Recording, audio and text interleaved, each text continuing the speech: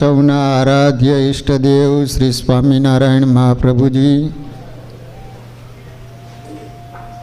નિજ મંદિરમાં બિરાજતા મહાપ્રતાપી સંકલ્પ શ્રી ઘનશ્યામ મહારાજ આદિક દેવો, શ્રી નરનારાયણ દેવ ગાદી પીઠાધિપતિ પરમ પૂજ્ય આચાર્ય મહારાજ શ્રી તથા શ્રીજી મહારાજના લાડીલા બધા જ હરિભક્તોને ઘણા ભાવથી જય સ્વામિનારાયણ.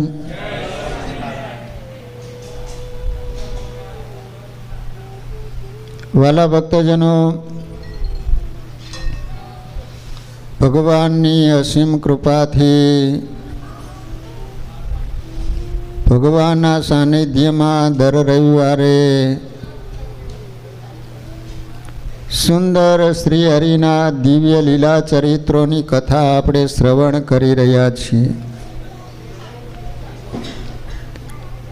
ભગવાનના ચરિત્રો નિષ્કુળાનંદ સ્વામી કહે છે કે ઝાંઝ સમાન છે. જે રીતે સ્ટીમરમાં બેસી અને સહેજે સમુદ્રને આપણે પાર કરી શકીએ છીએ, એ રીતે ભગવાનના ચરિત્રો જીવાત્માને સહેજે ભવસાગરને પાર કરાવે અને ભગવાનના ધામ સુધી પહોંચાડી આપે, એવો ભગવાનના ચરિત્રનો મહિમા છે. ભગવાનના સંતો અને ભક્તોના ચરિત્રો શ્રવણ કરવાથી એમના જેવા આપણામાં ગુણો આવે, એમના જેવા દિવ્ય જીવનો હતા એવા આપણા સૌના દિવ્ય જીવનો બને. એટલા માટે હજારો વર્ષોથી આપણે ભગવાનના ચરિત્રો શ્રવણ કરતા આવ્યા છીએ, છતાંય પણ તમને એમાં તૃપ્તિ જ ન થાય. જેટલી વાર ભગવાનના ચરિત્રો શ્રવણ કરો તો કંઈક ને કંઈક આપણને એમાંથી નવું ને નવું જાણવા મળે. નહીતર ભાગવતજીમાં શું છે એ મને અને તમને બધાયને ખબર છે, છતાંય પણ આજ 5000 વર્ષથી આ ભાગવતજીની કથા સતત થયા કરે છે. મુમુક્ષુ એની અંદર સ્નાન કરી અને આત્મકલ્યાણનું સાધન કરે છે.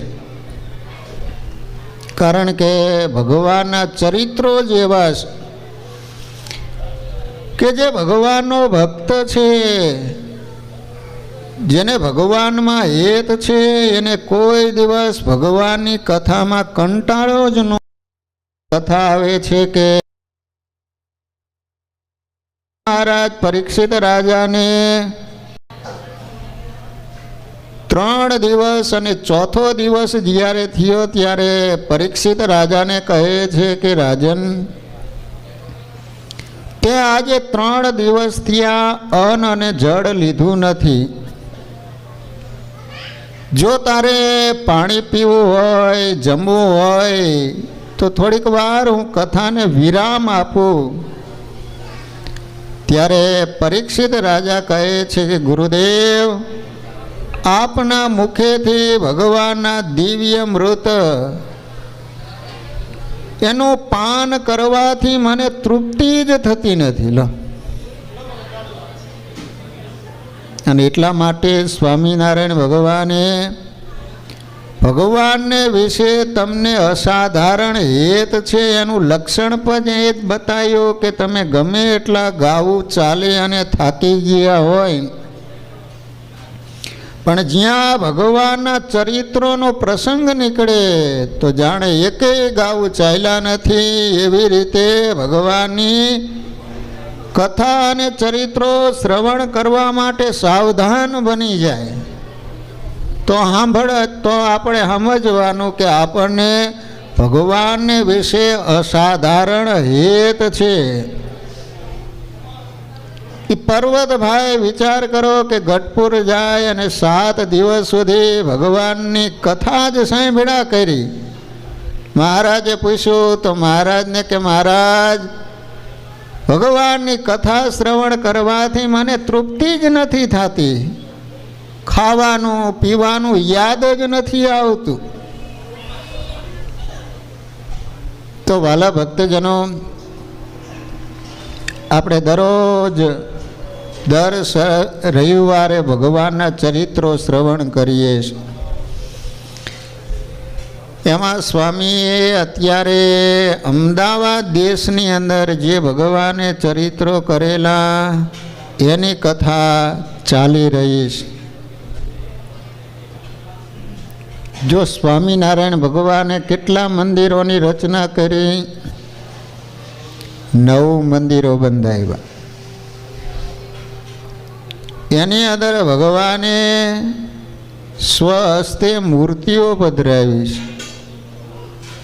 ખરેખર ભક્તજનો, એ ધાતુ પાષાણની મૂર્તિ નથી હો, સાક્ષાત ભગવાન બિરાજે છે.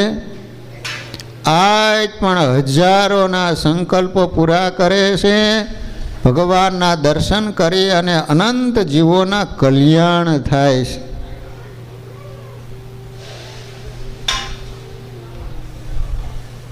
અમદાવાદમાં એક શ્રાવક વાણિયો હતો. વાણિયામાં તમને ખબર પડે ને, વાણિયા હોશિયાર બહુ હોય. ભલે દુકાનમાં 5 જ ડબલા હોય, પરંતુ દાળ ભાત ખાઈને એવી મોટી ફાઇન કરી હોય કે એને ચોપડો લખવા માટે ટેબલની જરૂર ન પડે, ફાઇન ઉપર ચોપડો રાખી લખતો હોય.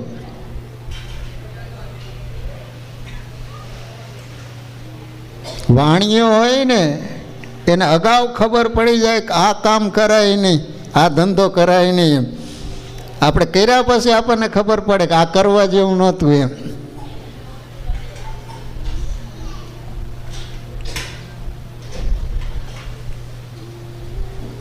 તો અમદાવાદમાં એક શ્રાવક વાણિયો હતો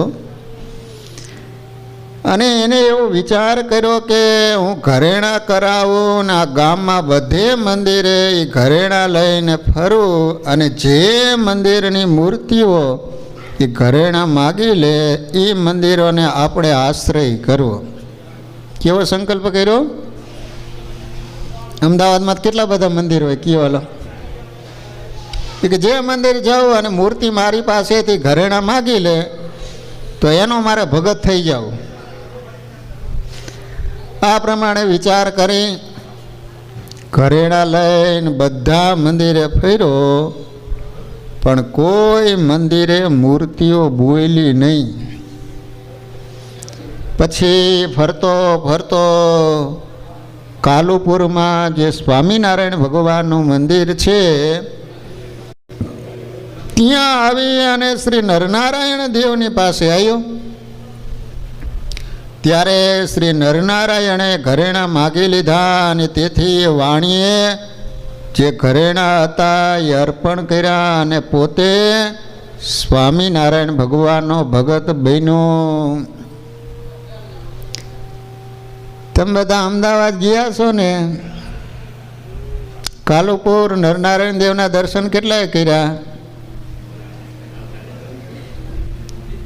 આમાં અમુક હરિભક્તો નથી કર્યા હજી? ઘણું કહેવાય. તમે ક્યાં ગામના છો?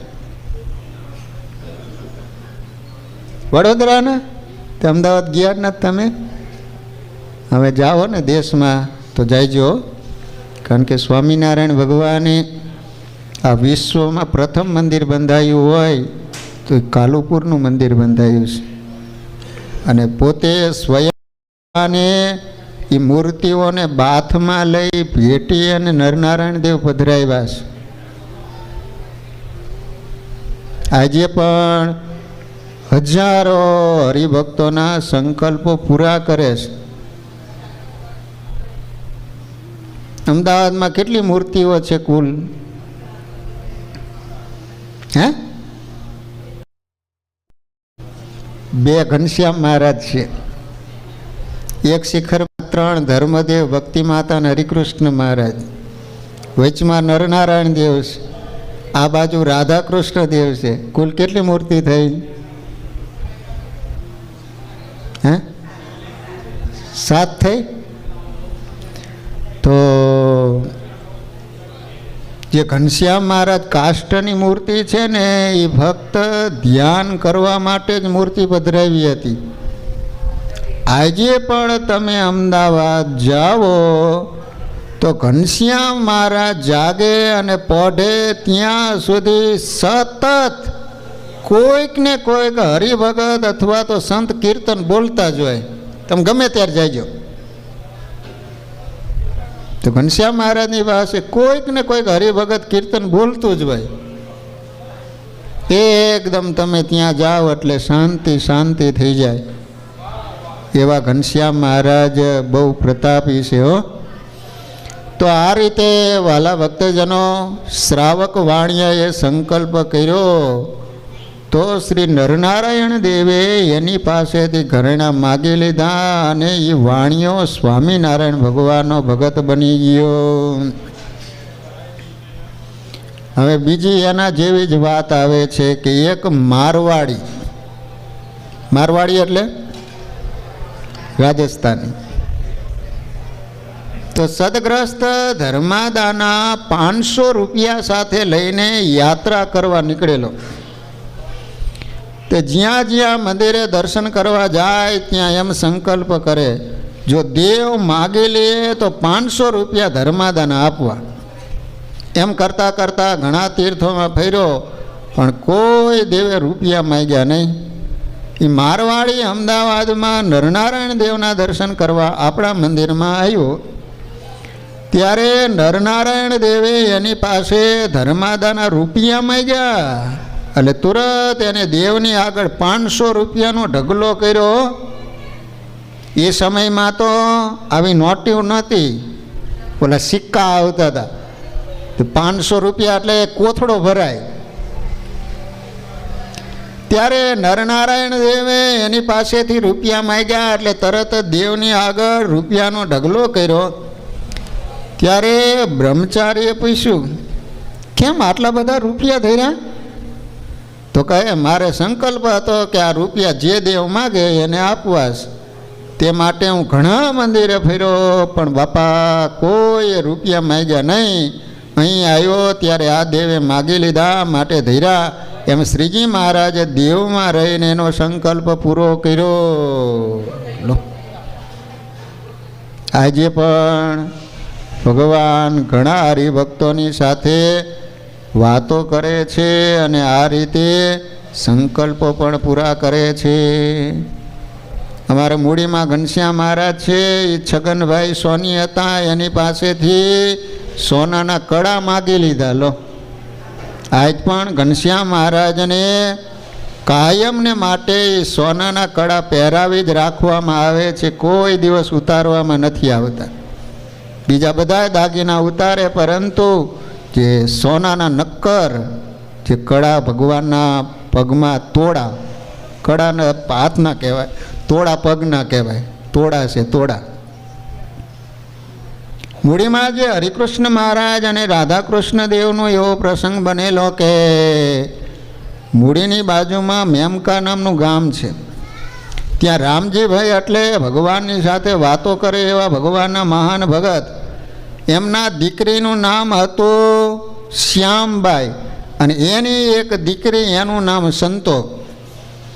હવે સંતોકને એવી વાતો સાંભળવામાં આવી એટલે એને મૂર્તિ પ્રત્યેની નિષ્ઠા ઉડી ગઈ અને વિચાર કરે કે આ તો ધાતુ પાષાણની મૂર્તિ છે, હવે એને કદાચ હાથ જોડીએ કે ન જોડીએ એમાં શું ફાયદો થવાનો છે. એમાં બરાબર મા બાપના સંસ્કારો એટલે એમની સાથે મૂડીએ આવવાનું થયું. તો મૂડી રાધાકૃષ્ણ દેવ અને હરિકૃષ્ણ મહારાજની સામે આ સંતોક દીકરી ઊભી છે, પણ મનમાં સંકલ્પ થાય છે કે આ તો ધાતુના પાષાણની મૂર્તિ છે, એને હાથ જોડવાથી શું થવાનું છે. વાલા ભક્તજનો, આટલો જ્યાં સંકલ્પ થયો ઈસી મિનિટે કૃષ્ણ ભગવાને પગની આંટી મારેલી હતી, ખોલી નાખી. હરિકૃષ્ણ મહારાજે હાથમાં પૂજારીએ હાર આપેલો હતો એ લઈ માથેથી પાગ ઉતારી ગળામાં પહેરી અને દીકરીની સામે મહારાજ મંદ મંદ હસવા માંડ્યા. સંતો એ જ સમયે ભગવાનના ચરણોમાં પડી ગઈ અને કહે છે કે કોણ કહે છે કે ધાતુ પાષાણની મૂર્તિ છે? આ તો સાક્ષાત ભગવાન બિરાજમાન છે.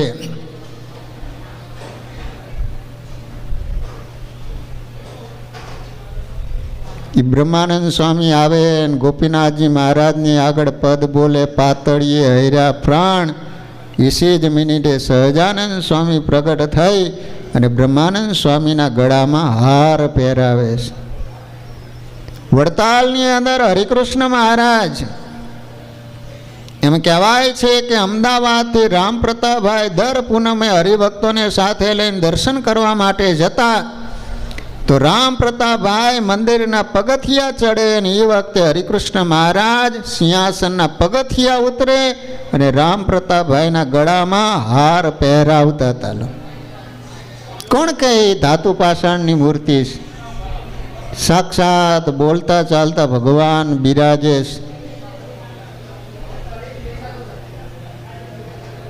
અમદાવાદમાં નથુ ભટ્ટ હતા. ભટ્ટ એટલે બ્રાહ્મણ, બહુ પવિત્ર, ભાગવતના ભણેલા હતા. એમાં બરોબર સંતોનો યોગ થયો, ભગવાનના ભગત બન્યા. પણ વર્ષો વર્ષ ગુસાઈજીની હવેલીમાં કથા કરવા જતા. એને ઘણા વર્ષ સુધી ત્યાં ભાગવતની કથા કરી હતી. પછી એક વખત વૈષ્ણવોએ મળીને વિચાર કર્યો કે આપણે નથુ ભટ્ટનું જ્ઞાન તપાસવું, એ આપણને મળતું છે કે સ્વામિનારાયણને મળતું છે? એમ વિચારીને પૂછી જોયું તો એને કહ્યું કે એમનું એ ઠીક છે ને તમારું એ ઠીક છે. તે પછી 3-4 મહિના થયા ત્યારે તેઓએ વિચાર કરીને ફરીને પૂછ્યું કે નથુ ભટ્ટ, આપણા ગુસાઈજી મહારાજમાં અને સ્વામિનારાયણમાં શું ફેર છે? એ તમે સાચું બોલો. ત્યારે ભટ્ટ બોલ્યા કે ગોળમાં જે સ્વાદ છે તે જેવો મોઢાને આવે એવો નીચેના દ્વારને ન આવે. ત્યારે વૈષ્ણવ ખીજાઈને બોલ્યા કે શું આપણને નીચેના દ્વાર જેવા લખ્યા? ત્યારે ભટ્ટ કહે હા એમ જ, કારણ કે સ્વામિનારાયણની જે વાત સાંભળે બધા પાપ મૂકીને ખરેખરા વર્તમાન પાડે છે અને તમે પાડતા હોય તો બોલો. ત્યારે બધા ઉઠીને ચાલી નીકળ્યા અને બોલ્યા કે હવેથી અમારે તમારી કથા સાંભળવી નથી. પછી ભટ્ટ પુસ્તક બાંધીને ઘરે ગયા. 2-4 મહિના સુધી ઘેર નવરા બેસી રહ્યા. એવામાં એકવાર બેચર મણકીએ પૂછ્યું, ભટ્ટજી હમણાં શું કામ કરો છો? તો ભટ્ટ કહે હમણાં તો હાવ નવરા બેઠા છે. પછી શેઠે કહ્યું ત્યારે તો તમારે અમારી દુકાને આવીને બેસી રહેવું, ફક્ત કૂચીઓ હાચવીને અહીંથી તમારું 300 રૂપિયાનું વરસ. કેટલા વરસના? ફક્ત 300 રૂપિયા, ફક્ત કૂચીઓ હાચવવાની. તમારે દીકરી દીકરો પરણાવવા હશે એનો ખર્ચ પણ અમે આપીશું. એમ કહીને એને દુકાને રાખ્યા. તેવામાં ત્યાં અંગ્રેજી રાજ્ય થયું ને સાહેબે મહારાજને તેડાવ્યા. તેથી મહારાજ અમદાવાદ પધાર્યા. તે વખતે બેચર મણકીના દીકરાના વિવાહ થતા હતા. તેથી એને પોતાના ઘરે 10,000નો માંડવો શણગાર્યો હતો. એ સમયમાં બાપા 10,000 એટલે ઘણા કહેવાતા એ સમયમાં. હો, વિચાર કરો કે એ બેચર ભાઈ કેટલા બધા સુખી હશે. સ્વામિનારાયણ ભગવાનના ભગત હતા. તે શેઠ પોતે 10 કરોડ રૂપિયામાં આસામી હતો. વિચાર કરો એ સમયમાં 10 કરોડ રૂપિયાનો આસામી. અમેરિકામાં અમારે હરિભગત છે, તે એની દીકરીના લગ્ન કર્યા હમણાં. તે વળી ફોન આવ્યો તો મેં વાત કરી કે દીકરીના લગ્ન કર્યા કેટલો ખર્ચો થયો હશે? મને કે સ્વામી $4,50,000. શું વાત કરો? મને કે સ્વામી સાંભળો, અમારા ગ્રહસ્થના રૂપિયા છે ને આખી જિંદગી કમાણા હોય, એક મકાન લેવામાં દીકરા દીકરાના લગ્ન કરે એટલે ઠન ગોપાલા. વિચાર કરો કે લગ્નમાં $4,50,000 વાપર્યા. ધર્માદામ દેવાની વાત આવે તો $500 લખ નાખો લો. તો બેચરભાઈ 10 કરોડ રૂપિયાનો આસામી હતો. એને નથુ ભટ્ટે કહ્યું, અમારા ગુરુ સ્વામિનારાયણ અહીં પધાર્યા છે, માટે જો તમારે લાભ લેવો હોય તો એને આપણા માંડવામાં પધરાવીને આ ટાણે જોગ છે. તમે કહેતા હોય તો અહીં તેડી લાવો. ત્યારે શેઠ બોલ્યા છે, ચાલો હું પણ સ્વામિનારાયણને તેડવા તમારી ભેળો આવું. એ વખતે કદાચ સ્વામિનારાયણ ભગવાનના ભગત નહીં હોય. આ નથુ ભટ્ટે કીધું એટલે એને હા પાડી. પછી તે બે ઉતારે મહારાજ પાસે આવ્યા. મહારાજને પ્રાર્થના કરી અને કહ્યું કે મહારાજ, તમે અમારા ઘરે માંડવો નાખ્યો છે, ત્યાં પધારો. મહારાજ કે આ ટાણે તો આરતીનો વખત થયો છે, કાલે આવશે. ત્યારે શેઠ બોલ્યા, મહારાજ આરતી ત્યાં માંડવા હેઠે કરજો ને. પછી મહારાજને 500 પરમહંસ કાઠી વગેરે પાર્ષદો શેઠને ઘરે ગયા. મહારાજને માંડવા નીચે પલંગ ઉપર પધરાવ્યા. પલંગ, બીજા સર્વે જાજમ ઉપર બેઠા. પછી આરતી ધોઈને કરી રહ્યા ત્યારે શેઠે મહારાજને સોનેરી પોશાક પહેરાયો, સોનાના કડા પહેરાવ્યા. સાધુને બીડામાં બસેર હાકર દીધી, પુષ્પના હાર પહેરાવી, ધોતિયા ઓઢાડ્યા.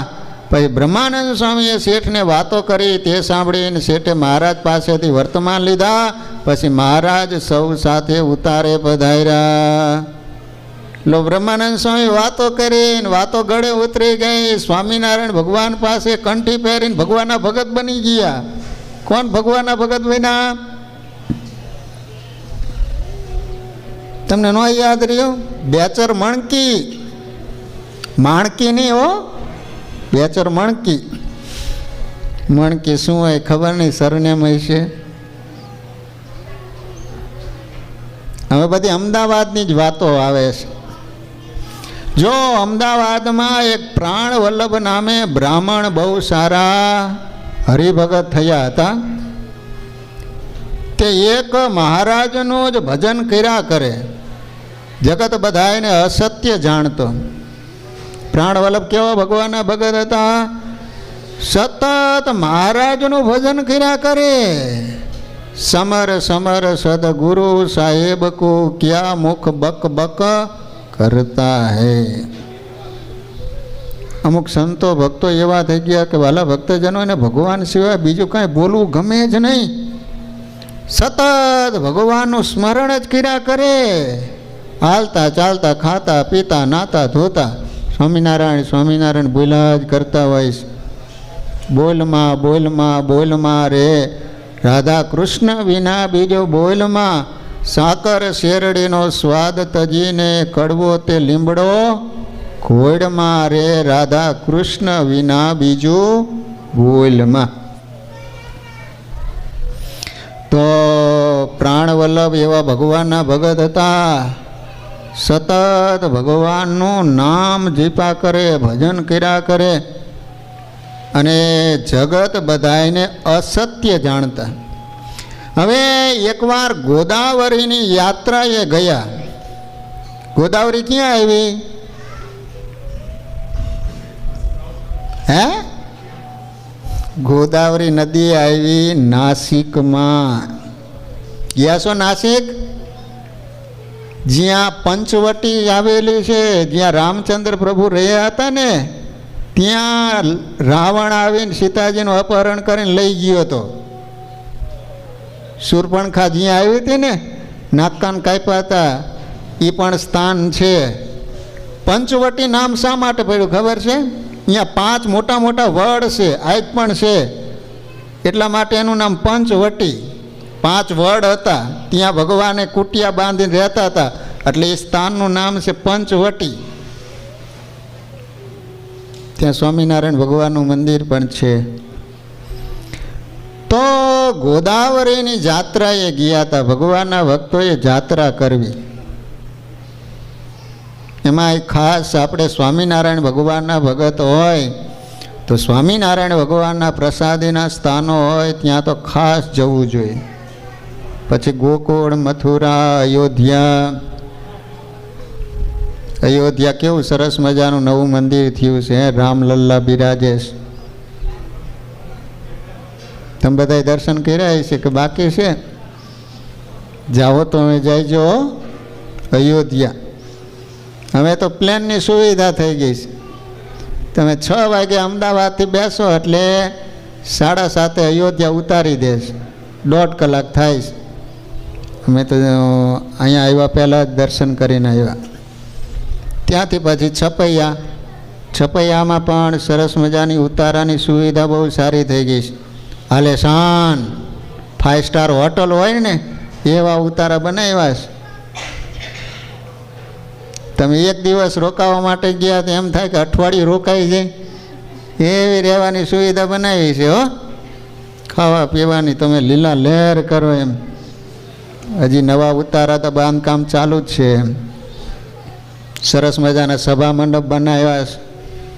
કોઈને કથા કરવી હોય ને સાઉન્ડ પ્રૂફ એસી વાળા. હો, તમે તાર હુઓ ને કથા સાંભળો.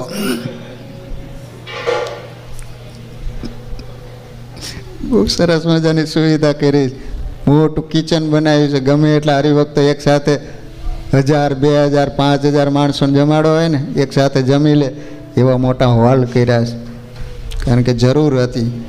કારણ કે હવે તો અયોધ્યા જેટલા જાય છે ને સ્વામિનારાયણના ભગતનો હોય ને બીજા હોય ને એ વિચારે કે અહીંયા સુવિધા સારી છે તો બધા અહીંયા ઉતારે છે.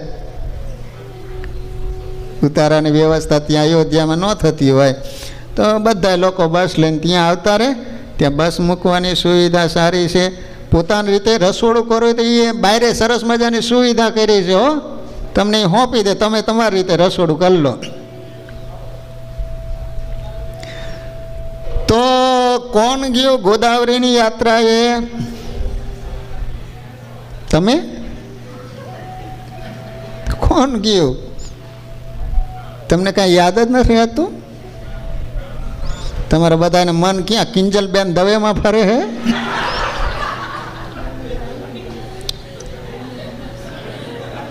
કે અતુલ પુરોહિતમાં? આજ અતુલ પુરોહિત હે?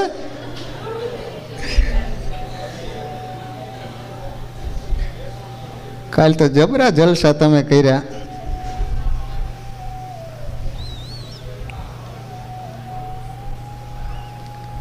પ્રાણ વલ્લભભાઈ અમદાવાદના એ ગોદાવરીની યાત્રાએ ગયા અને અહીંયા એને ટૂટિયાનો રોગ થયો. ટૂટિયાનો કેમ? હમણાં કોરોના હતો ને અત્યારે પાછો રોગ ચાલ્યો છે. હો, દેશમાં કંઈક નવો રોગ એવો આવ્યો છે કોરોના જેવો જ છે. ધ્યાન રાખવું. હવે ઋતુ બદલાય છે ને એટલે બીમારી થોડીક વધશે. શરદી ને ઉધરસ ને તાવ ને આવું બધું થાય એટલે થોડુંક સાચવવું. ઉકાળા પીધા કરવા આદુ નાખીને. તો ટૂટિયાનો રોગ થયો તેથી હરિભગત છે ને દેહ મેલી ગયા, ભગવાનના ધામમાં જતા રહ્યા. ત્યારે મહારાજ એને તેડવા આવ્યા, વિમાનમાં બેસાડીને અક્ષરધામમાં લઈ ગયા. પછી મહારાજે એને પૂછ્યું, તને કાંઈ ઈચ્છા રહી છે? ત્યારે કહે, મને બીજું તો કંઈ નથી, પણ એક ઈચ્છા રહી છે કે બધા માણસો મરકીના રોગથી મરે છે તેમ હું પણ મર્યો એમ જગત કહે છે. લો, શું કીધું એને ભગવાનને? એ કે મહારાજ બીજી તો કોઈ ઈચ્છા સંકલ્પ નથી, પરંતુ જગતના માણસો એવું વાત કરશે કે જગતના માણસો જે રીતે મરી ગયા એ રીતે પ્રાણ વલ્લભ પણ મરી ગયો. લો, એને સ્વામિનારાયણ ભગવાને બચાવ્યો નહીં એમ બધા જગતના માણસો વાતું કરશે. માટે ભગવાનના ધામમાં ગયો છું એમ હું બધાને કહી આવું એવું ભગવાનને કીધું. ત્યારે મહારાજ કહે, ભલે જા પાછો દેહમાં અને બધાને કહી આવ, પછી દેહમાં આવ્યો ત્યારે એના દેહને શમશાનમાં લઈ જઈને ચિતામાં ખડક્યો હતો. તે હૈલો એ જોઈને સૌ આશ્ચર્ય પામ્યા અને એને ચિતામાં બેઠો કરીને પૂછ્યું, ચિતામાં હું ઉરાઈ દીધો હતો, હવે તો અગ્નિ મૂકી એટલી જ વાર. ત્યાં તો જય સ્વામિનારાયણ કહીને ભગત ઊભા થયા. એ કેવું થયું હોય છે? હમણાં એક પેપરમાં આવ્યું હતું, લગભગ 3-4 વર્ષ પહેલાંની કંઈક ઘટના હશે. તો બોલો, એક બેનની નનામી કાઢી, ઓલી પાલખી કે તમારે શું કે નનામી જ કે નનામી કે અમારે સંતોની પાલખી કે તમારે હુવરાવીને લઈ જાય. અમારે સંતોને આ રીતે બેસાડીને લઈ જાય, કારણ કે આખી જિંદગી ભગવાનનું ભજન કર્યું એટલે ધામમાં ગયા હોય ને એટલે દર્શનીય લાગે એમ. ઓલી વાસના રહી હોય, ગોટો વળી ગયા હોય ને લાકડા જેવા થઈ ગયા હોય એટલે પછી હુવરાવીને લઈ જવું પડે. તે બેનની નનામી કાઢેલી. તે બોલો ખબર નહીં હવે આ લોકોએ ઉતાવળ કરી નાખી, જય શ્રી કૃષ્ણ કહીને ઊભા જ ગયા. તો પછી જો વાત ગાતે માજીને ઘરે લાવ્યા હો. પછી એવું આવ્યું હતું, તમે સાંભળ્યું હતું એવું? નકર એક ભાઈના પત્ની મરી ગયા. તે ભાઈ તો એટલો બધો રાજી થયો, હાશ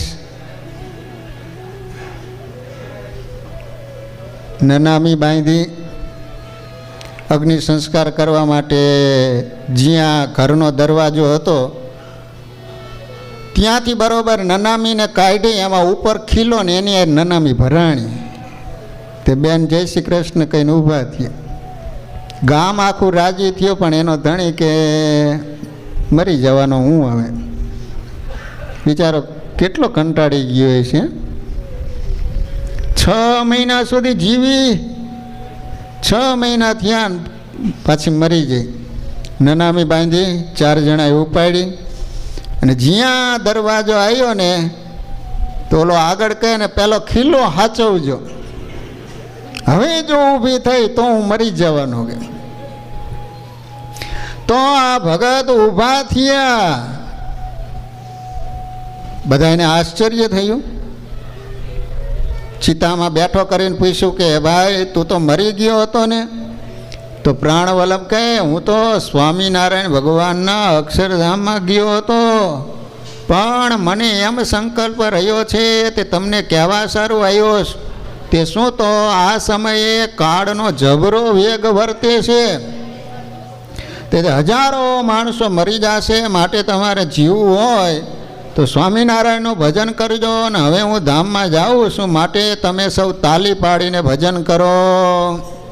લો બધાને કીધું કે બધા મરી ગયા એ રીતે હું નથી મરી ગયો, મને તો સ્વામિનારાયણ ભગવાન તેડવા માટે આવ્યા હતા. હું તમને બધાને કહેવા માટે આવ્યો છું, હું તો ભગવાનના ધામમાં જઉં છું. હવે તમે બધા જ તાલી પાડી અને ધૂન બોલો. અને વાલા ભક્તજનો, શમશાનમાં જેટલા માણસો હતા એ બધાએ તાલી પાડી અને જોરથી સ્વામિનારાયણ નામની ધૂન શરૂ કરી.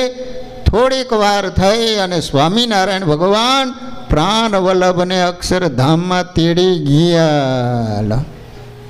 આ રીતે પ્રાણવલ્લભ શીખ માગીને, જેમ કોઈ માણસ ગામ જાય એમ શીખ માગીને ભગવાનના ધામમાં ગયો.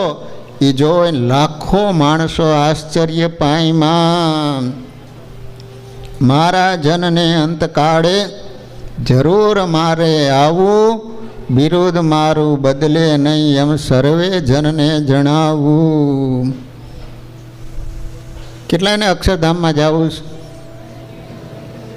આ બધાને એમ કે સ્વામી અત્યારે કહેતા છે એમ. સાહેબે વિદ્યાર્થીને પૂછ્યું કે સ્વર્ગમાં કેટલાને જવું છે? બધાય છોકરાએ આંગળી ઊંચી કરી, પણ એક છોકરાએ આંગળી ઊંચી ન કરી. સાહેબ કે કેમ, તારે સ્વર્ગમાં નથી આવવું? તો મારી મમ્મીએ કીધું કે નિશાળેથી સીધો ઘરે આવજે.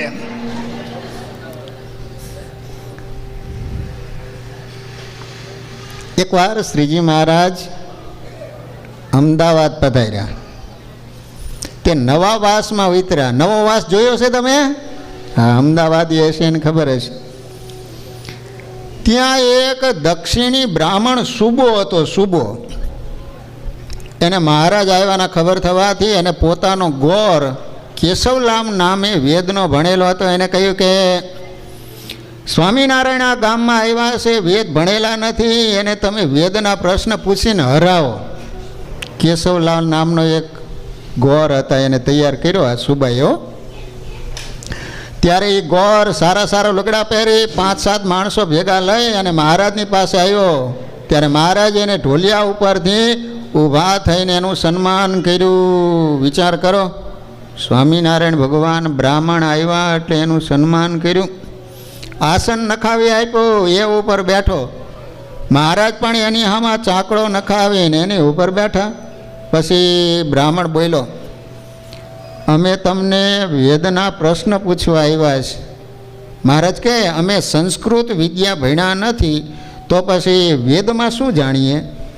એવું મહારાજનું વચન સાંભળીને બ્રાહ્મણને મનમાં એમ થયું કે આને જીતવા એ કાંઈ કઠણ નથી. એમ ધારીને મનમાં બહુ ફૂલાણો ને બોલ્યો કે તમે તો ભગવાન કહેવા હો છો ને, જે ભગવાન હોય એથી વેદ કેમ અજાણ્યા હોય? માટે અમે પૂછીએ એનો ઉત્તર આપો. હલો. મહારાજ કે અમે તો પ્રાકૃત વિદ્યા જાણીએ છીએ. પ્રાકૃત એટલે એ તમને ખબર નથી? ધબો નારાયણ શિક્ષાપત્રીમાં નથી આવતું પ્રાકૃત અને સંસ્કૃત. સંસ્કૃત ન ભણ્યા હોય તો એને પ્રાકૃતમાં, પ્રાકૃત એટલે ગુજરાતી.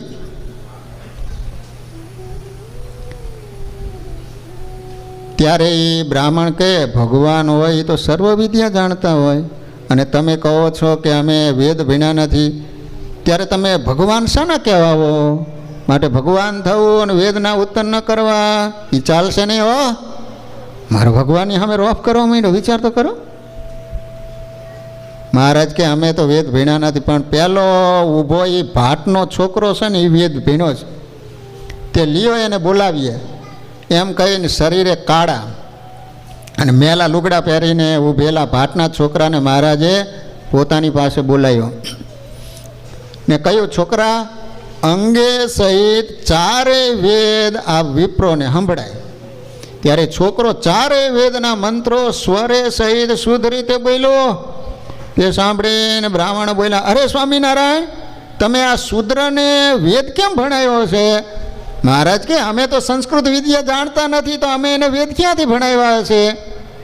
તો બ્રાહ્મણો કહે, તો પછી એને કોણે વેદ ભણાવ્યા છે?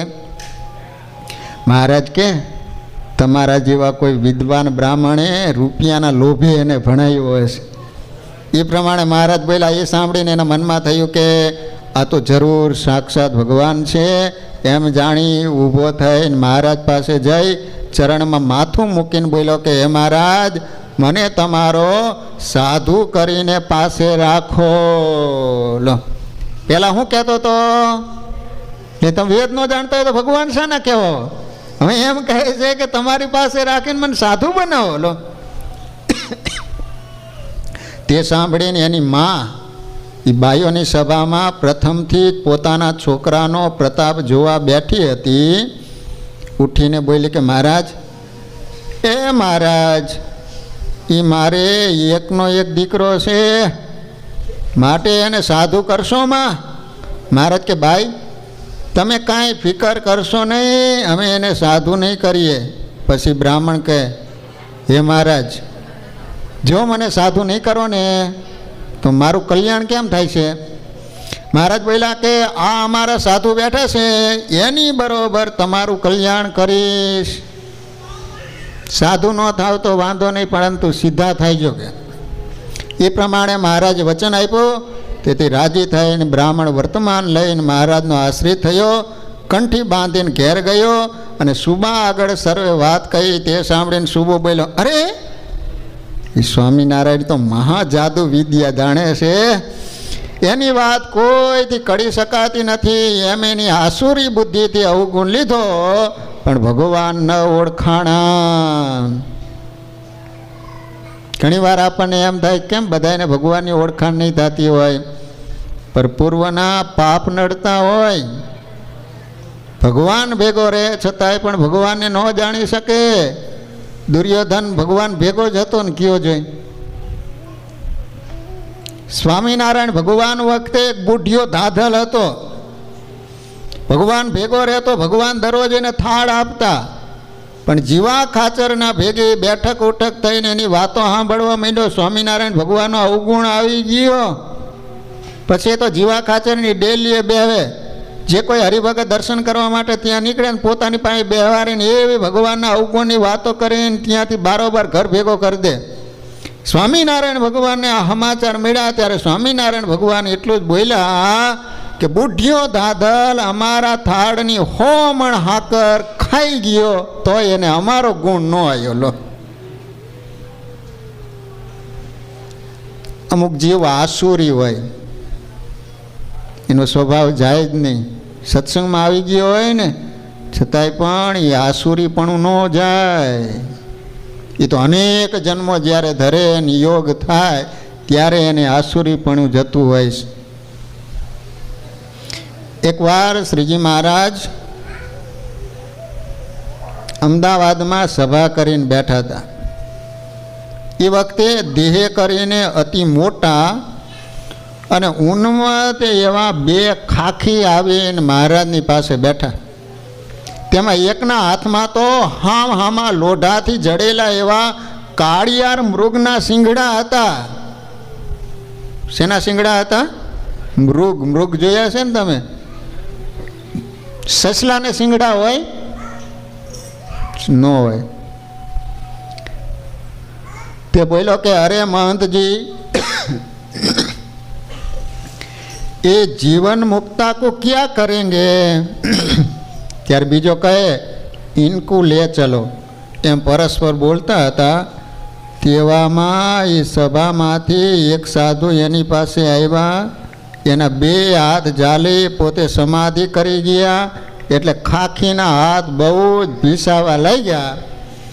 તેથી રોતો રોતો જાય, બરાડા પાડતો જાય, છોડ રે બાબू, छोड़ रे बाबू, मैं मर जाता हूँ, मेरा प्राण निकल जाता है.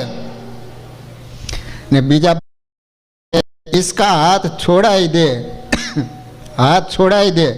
त्यारे बीजो बावो साधुना हाथ छोड़ावा बहु दाखलो करवा लाग्यो, पण कोई रीते छूटा नहीं. कोई उपाय न चालवाथी बहु अकड़ायो. त्यारे महाराजनी प्रार्थना करवा लाग्यो એટલે મહારાજ દયા કરી સમાધિવાળા સાધુ સામે દ્રષ્ટિ કરી. ત્યારે જાગૃત થયા, હાથ છૂટી ગયા. તેવા તે બે જણા ભાગ્યા, પાછું વાળીને જોવા પણ ઊભા રહ્યા નહીં. વિચાર કરો કે સાધુ સમાધિમાં હેલા ગયા તો ઓલા સાધુનો આમ ઓલો બાવા હતા ને, ખાખી બાવા, એનો હાથ પકડી રાખ્યો હતો ને તો એને તો એમ થયું કે હમણાં જીવ નીકળી જાય છે, એટલો બધો ભીહાઓ મીંડો. તો મહારાજે દ્રષ્ટિ કરી, ઓલા સાધુ સમાધિમાં ગયા હતા એ પાછા પધાર્યા. પણ અસુર જેવા હશે એટલે તોય એને સ્વામિનારાયણ ભગવાનનો ગુણ આવ્યો નહીં. એટલે આમાં તો એવું લખ્યું છે કે એ તો પછી ભાગીને જતા રહ્યા. એકવાર શ્રીજી મહારાજ અમદાવાદ પધાર્યા, સભા કરીને બેઠા હતા. તે સમયે ડોસાભાઈ ત્યાં આવ્યા. તમને ખબર છે આ ડોસાભાઈ કોણ હતા? અહીં ડોસા તાઈ હતા. તાઈ એટલે મુસલમાન હતા.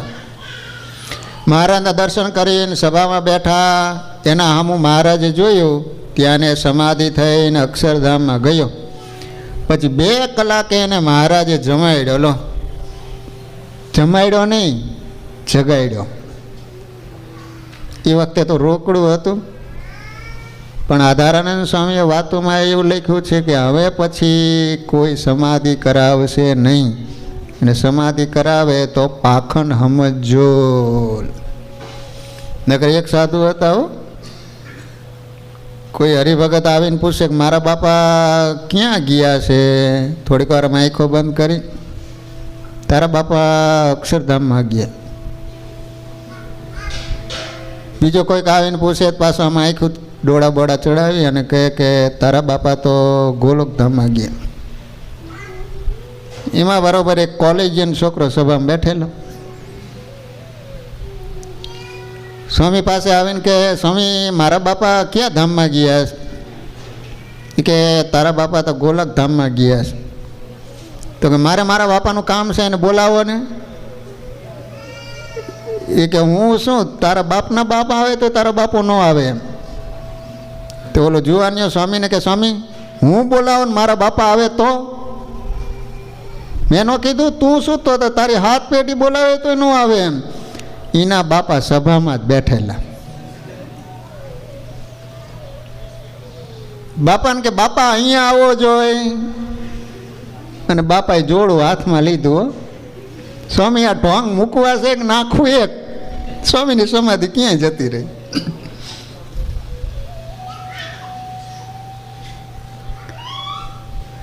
તો મહારાજે આને સમાધિ કરાવી. કોને સમાધિ કરાવી? લે તમે ક્યાં મલકમાં છો એ જ ખબર નથી. ડોસા ભાઈને અક્ષરધામમાં ગયો. 2 કલાકે એને મહારાજે જગાડ્યો અને કહ્યું તને આજથી કાંઈ પણ આવરણ નહીં નડે. શું કીધું? આવરણ નહીં નડે એટલે શું? આ દિવાલ હોય ને તો દિવાલ બિવાલ કાંઈ નડે જ નહીં. આમ સીધે સીધો હાયલો જ જાય. બોલો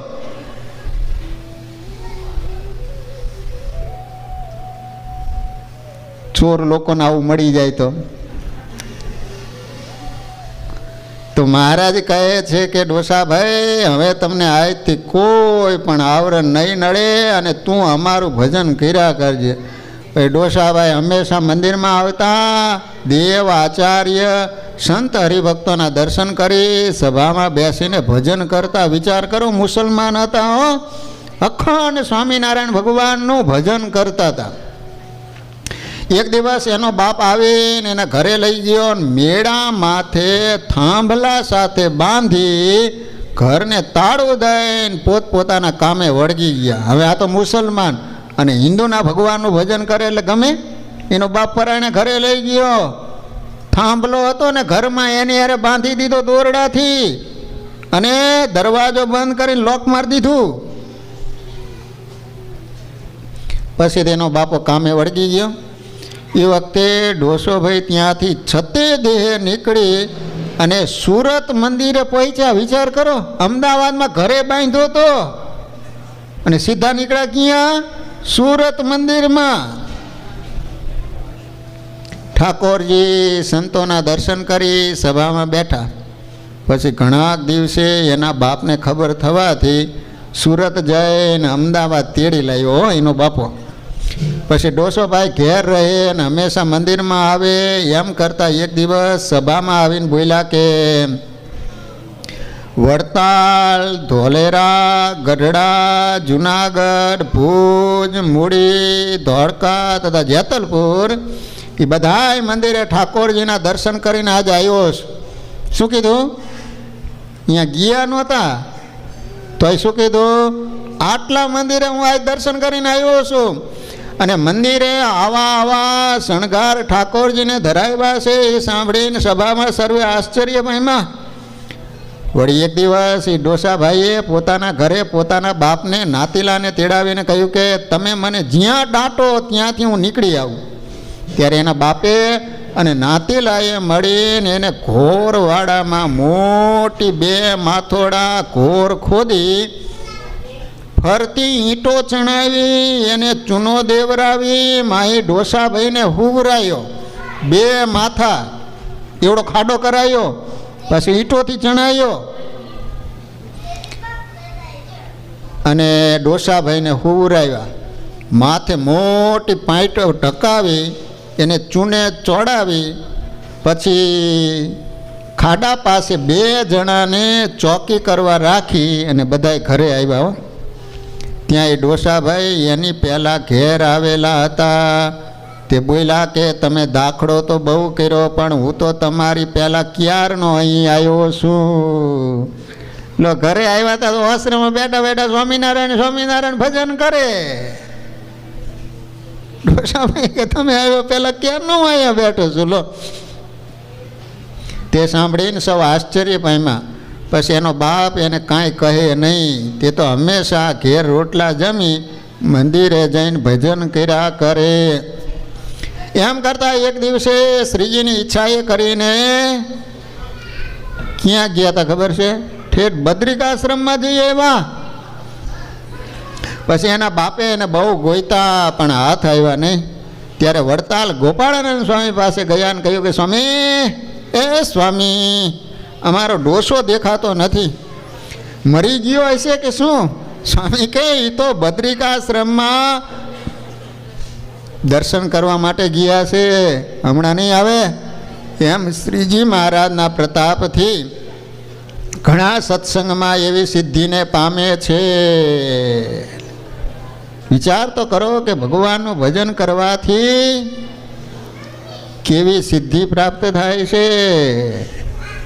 બોલો, જુનાગઢ ગયેલા ગુણાતીતાનંદ સ્વામીને ત્યાં તે સ્વામીએ બધાય સંતો હરિભક્તોને કીધું ચાલો આપણે નદીએ સ્નાન કરવા માટે જઈ. ડોસાભાઈ કે તમે બધા સ્નાન કરીને આવો, હું અહીંયા બેઠો છું. બધા સંતો હરિભક્તો સ્નાન કરવા માટે ગયા તો ડોસાભાઈને એમ થયું કે લે, સંતોની સાથે સ્નાન કરવાની કેવી મજા આવે. તે સંતો જ્યાં નદીએ પહોંચ્યા એ પહેલાં તો ડોસાભાઈ નદીએ ઊભા હતા. બોલો, બધાને આશ્ચર્ય થયું. કહેવાનો આશય કે ભગવાને એને વરદાન આપ્યું હતું કે ડોસાભાઈ, આજથી તમને કોઈ પણ પ્રકારનું આવરણ નહીં નડે. સ્વામિનારાયણ સંપ્રદાયમાં નિરાવરણ દ્રષ્ટિવાળા કેટલાય હતા અને આવી રીતે આવરણ નડે નહીં એવા કેટલાય સંતો અને હરિભક્તો હતા. વિચાર કરો કે જેમને સત્સંગી જીવન લખ્યું છે, કોને લખ્યું છે? હે? સતાનંદ સ્વામી. કેમ બધા તમે બોલતા નથી? ખબર નથી? સત્સંગી જીવન આવું સામાન્ય નોલેજ તો બધાને ખ્યાલ હોવું જોઈએ હો. આ બધું જ્ઞાન ક્યારે થાય? તમે શાસ્ત્રોનું વાંચન કરો, દરરોજ ભગવાનની કથા સાંભળો તો ખ્યાલ આવે. તમારા છોકરાઓને આવું થોડું થોડું શીખવાડું કે બટા, સ્વામિનારાયણ ભગવાનનો જન્મ છપૈયામાં થયો હતો, એના માતા પિતાનું નામ ધર્મદેવ અને ભક્તિમાતા હતા, એમને બીજા બે ભાઈ હતા. મોટા ભાઈનું નામ રામપ્રતાપભાઈ હતું, નાના ભાઈનું નામ ઈચ્છારામભાઈ હતું, એમના ભાભીનું નામ હતું સુવાસની બાઈ, નાના ભાભીનું નામ શું હતું? વરિયાળી બા. વરિયાળી આવે ને ખાવાની, યાદ રાખવાનું. કે ઈચ્છારામભાઈના પત્નીનું નામ શું હતું? તો કે વરિયાળી બા. આવું છોકરાઓને થોડું થોડું શીખવાડું. ભાગવતનું, રામાયણના અમુક અમુક પ્રસંગો કહેવા તો છોકરાને ખબર પડશે. નકર તો પ્રશ્ન કરશે કે આ શું? What is this? This is તારો બાપો.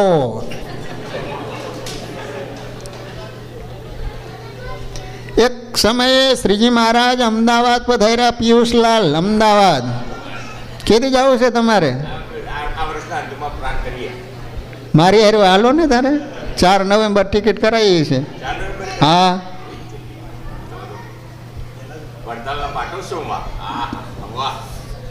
પણ તમે આવવાનો છે એટલા માટે કરાવ્યો, નકર તો રોકાવાનો હતો હું. હા, ગોઠવજો પાછા. હું તમારી રાહ જોઈને બેસીશ ચકોર પક્ષીની જેમ કે અમારું પિયુષલાલ આવે છે, પિયુષલાલ આવે છે. અલ્પાબેન હારે લઈ જવાના કે એકલા જ જવાના? અહીંયા રાખવા છે. તમને ખબર હે, પત્ની વિના યાત્રા કરે ફળ મળે નહીં, યથાર્થ.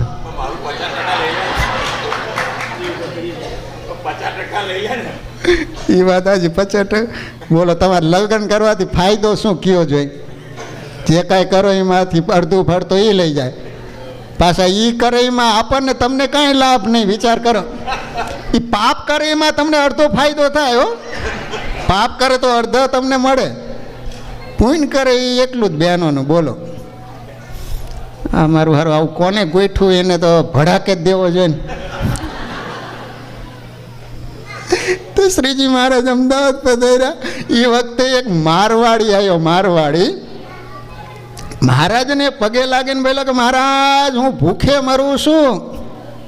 ત્યારે શ્રીજી મહારાજે આચાર્ય શ્રી અયોધ્યા પ્રસાદજી મહારાજને બોલાવીને કહ્યું, અને રોટલા ખવડાવો, તે હંમેશા તમારી ગાડી હાંકશે. પછી એને રોટલા ખવડાવ્યા, મંદિરમાં રાખ્યો. એને 25 વર્ષ સુધી અયોધ્યા પ્રસાદજી મહારાજની ગાડી હાંકી. આ કાર નહીં હો, ઓલી ગાડી આવતી ઘોડા ગાડી જેવી આવે ને ગાડી, એ સમય કાર નહોતી. અયોધ્યા પ્રસાદજી મહારાજ વખતે કાર નહોતી. કેમ બળદ ગાડું આવે, ઘોડા ગાડી આવે, એવી ગાડી. પછી એને મંદવાડ થયો. કોને? ઓલો મારવાડી હતો ને એનો. ત્યારે શ્રીજી મહારાજે એને દર્શન દીધા ને કહ્યું, ચાલ અમારા ધામમાં. ત્યારે મારવાડે આનંદ સ્વામી પાસે જઈને કહ્યું કે મને મોટા મહારાજ કહે છે કે ચાલ અમારા ધામમાં. એ સ્વામિનારાયણ ભગવાનને જો એ ઓળખતો નહોતો. શું એને કીધું? મોટા મહારાજ કે.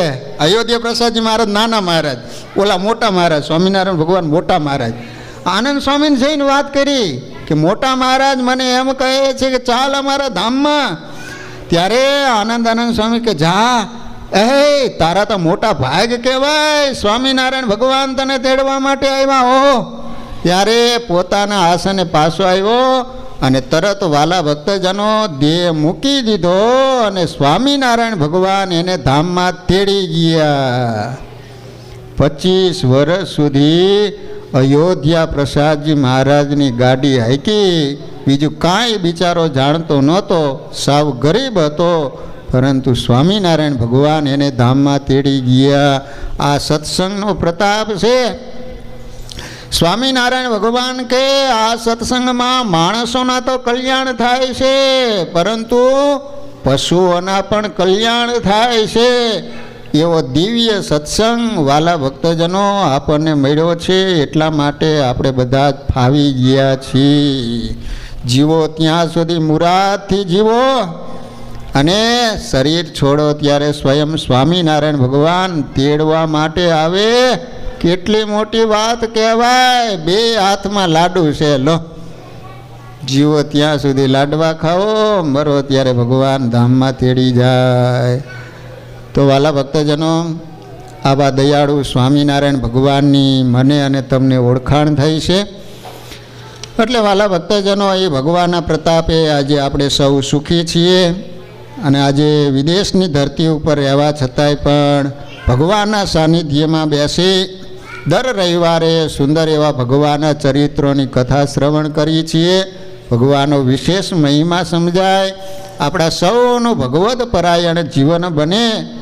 એટલા માટે સૌ વાલા ભક્તજનો આપણે સુંદર રીતે સભાનો લાભ પ્રાપ્ત કરીએ છીએ. તો વાલા ભક્તજનો, આપણા મંદિરમાં દર રવિવારે સરસ રીતે સભાનું આયોજન થાય છે. એની અંદર ઘણા બધા ભક્તજનો રવિવારની સભાના યજમાન પદે રહી અને સુંદર મજાનો લાભ પ્રાપ્ત કરતા હોય છે. કોઈની લગ્નની તિથિ હોય, કોઈના મા બાપની મરણ તિથિ હોય, અથવા તો છોકરાઓના જન્મદિવસ હોય, અથવા તો ઘરે કાંઈક સારા એવા પ્રસંગો હોય, ત્યારે બધા જ હરિભક્તો કંઈક ને કંઈક મંદિરમાં યજમાન પદે રહી અને સુંદર મજાનો લાભ પ્રાપ્ત કરતા હોય છે. ત્યારે તો વાલા ભક્તજનો, આજે ને સ્વીટ સભા છે, કહેતા હજી મીઠાઈની સભા રાખવામાં આવેલી છે. દીપ પરમાર શ્રીજી પ્રસન્નતાર્થે. દીપ તો તમારો, એકવાર જોરદાર તાલીઓથી વધાવો. અલ્પાબેનનો દીપ. અલ્પાબેનનો પિયુષભાઈનો. તો નિલેશભાઈ ભાવસાર, ઇન્દુબેન પટેલ, કૃણાલભાઈ પટેલ, તો 4 યજમાન છે. એ 4 હરિભક્તોને જોરદાર તાલીઓથી વધાવીએ.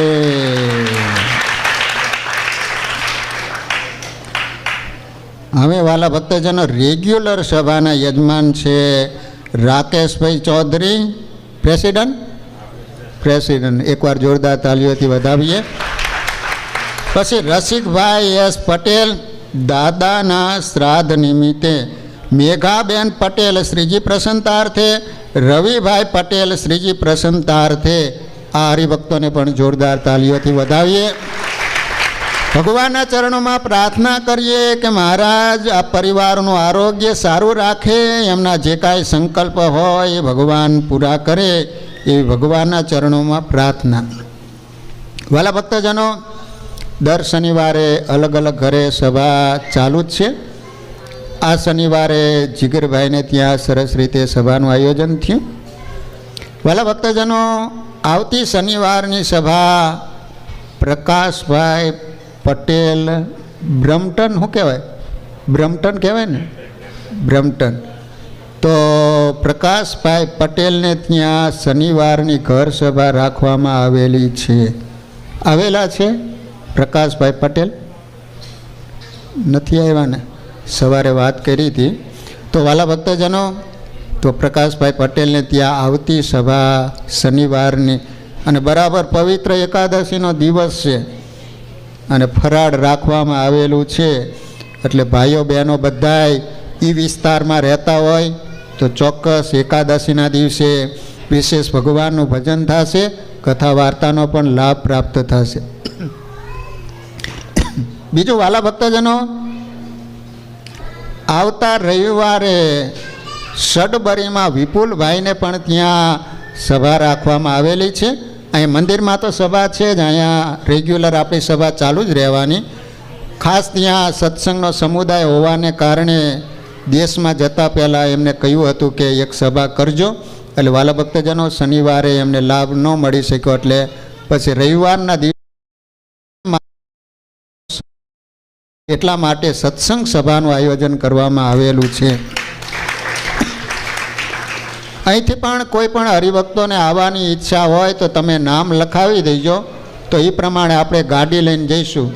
એક પિયુષભાઈ તો આવવાના છે, બીજા કોઈના નામ લખાણા છે? કોઈના? અંકિતભાઈ કહેતા હતા કે, તો જે હરિભક્તો આવવાના હોય તો તમે કહી દેજો, નહીંતર હું ને પિયુષલાલ તો જઈશું જ, ફાઇનલ છે. રાકેશલાલ આવશે, તાલી ઉપાડો, હલો. અમેરિકા ન ઉપડી જાય હો પાછા, બાંધી રાખવો પડશે એને. સારું વાલા ભક્તજનો, અત્યારે શ્રાદ્ધના દિવસો ચાલી રહ્યા છે. તમારા માતા પિતાની જે તિથિ હોય એ નિમિત્તે ચોક્કસ અહીંયા ભગવાનના થાળ કરાવજો, એની ઉપર ભગવાન ખૂબ રાજી થશે. જો શ્રાદ્ધમાં કેવું હોય છે, શ્રદ્ધાથી આપવામાં આવે એને શ્રાદ્ધ કહેવામાં આવે છે. શાસ્ત્રો એમ કહે છે કે તમે શ્રાદ્ધ નિમિત્તે આપો તો જે યોનિમાં જીવ ગયેલો હોય એ યોનિમાં એને પ્રાપ્ત થઈ જતું હોય છે. જે રીતે ગાયનું વાછડું હોય, ઘણી બધી ગાયો હોય, પણ એ વાછડાને તમે છૂટું મૂકો એટલે પોતાની ગાયને શોધી લે છે. એમ તમે માતા પિતાની તિથિ નિમિત્તે જે કાંઈ સત્કાર્ય કરો એટલે પુણ્ય છે એ અહીંયા પહોંચી જતું હોય છે. એટલે માતા પિતાને રાજી કરવા માટે ખાસ હરિભક્તો શ્રાદ્ધ નિમિત્તે ઠાકોરજીના થાળ અવશ્ય કરાવજો. $51 રાખવામાં આવેલા છે. ઘણા બધા હરિભક્તોએ ગ્રુપમાં નામ લખાવેલા છે. હજી પણ કોઈ હરિભક્તોને કદાચ શ્રાદ્ધ નિમિત્તે થાળ કરાવવાની ઈચ્છા હોય તો ગ્રુપમાં તમે તમારું નામ લખી શકશો. તો વાલા ભક્તજનો, કથાનો સમય પૂરો. હવે જે હરિભક્તોના નામ બોલ્યો અત્રે જનમંગલ દ્વારા આપણે ભગવાનનું પૂજન કરીશું. તો ભાઈઓ બહેનો આગળ જ્યાં ભગવાનની મૂર્તિ રાખવામાં આવેલી છે ત્યાં બધા જ આવી જાઓ. ચાલો. હે હા, એટલે આવો આવો, એટલે એ તો ભૂલી ગયો. તો જે કાંઈ જાહેર કરવાની છે તો એ જાહેરાત આવી અને જયેશભાઈ કે રાકેશભાઈ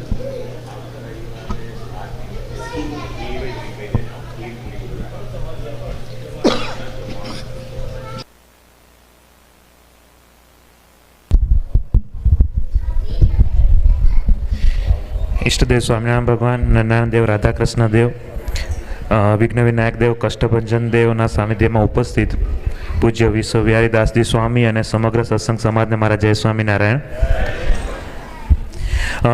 એનાઉન્સમેન્ટમાં 1-2 અપડેટ્સ છે, તો એક એનાઉન્સમેન્ટ કરવાની છે.